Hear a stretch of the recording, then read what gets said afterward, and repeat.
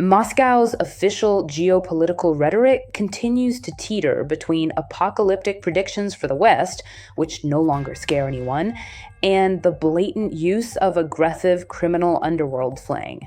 This time, the Russian Federation's foreign minister, Sergei Lavrov, deliberately decided to cast significant doubt on NATO's unity by pointing to ongoing and complex territorial disputes over Greenland, and, as usual, pinned his strategic hopes on the incoming new American administration. Russian Foreign Minister Sergei Lavrov made a series of loud public statements and openly called into question NATO's ability to remain a unified bloc because of the complex geopolitical situation in Greenland. Greenland is an exceptionally clear and prominent example that nearly everyone is currently discussing, and around which such intense discussions are developing that it would have been extremely difficult for anyone to even imagine something like this happening before, including the future long-term prospects of NATO remaining a single Western military political bloc. We proceed from the idea that if Western countries, speaking of Greenland, want to talk among themselves based on their own rules, that's their choice. That's their right.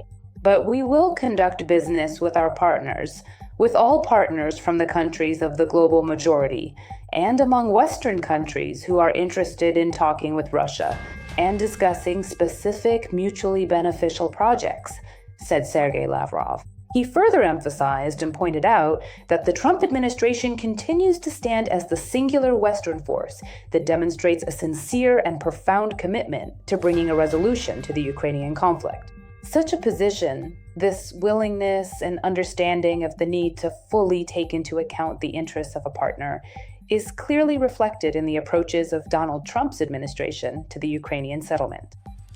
The only Western country that is fully prepared and willing to address the complex task of completely eradicating the root causes of this conflict, which was largely created by Trump's predecessor, President Joe Biden, and his current administration, he said.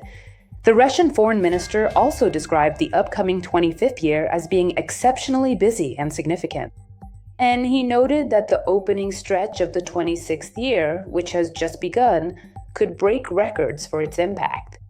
The events that have taken place in the first 20 days of this year, in my opinion, will overshadow all the record for emotional impact set in the 25th year.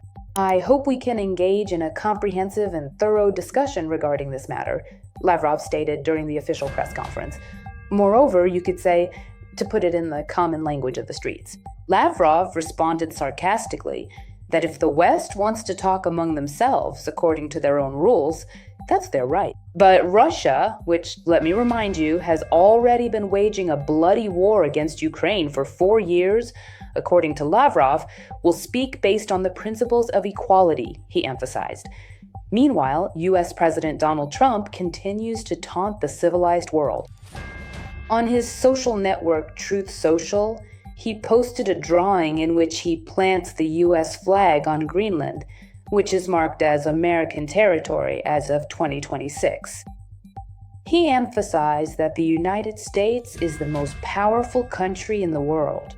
We are the only force that can ensure peace throughout the world, and this is achieved, simply put, through strength, Trump noted. At the same time, in a conversation with NATO Secretary General Mark Rutte, the U.S. president emphasized the importance of Greenland for the national security of the United States and announced meetings on this topic with various parties in Davos.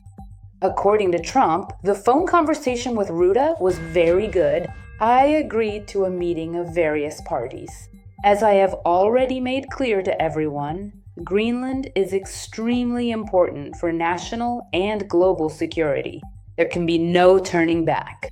Everyone agrees on this, Trump stated. It is worth noting that emphasizing the importance of Greenland for national and global security does not necessarily mean insisting that Greenland should become part of the United States, as Trump has often stated before. In the midst of increasingly threatening rumors and statements from the U.S., Denmark and Greenland formally proposed to deploy a NATO mission on the island. The media also reported that the US president suggested that the European military presence on the island was supposedly a provocation against him. He advised Europe to focus on the Russia-Ukraine war, not on Greenland. Do you believe that the US will really take Greenland for itself? Write your thoughts in the comments, and we'll read them. That's all for now. Comment, like, and see you next time.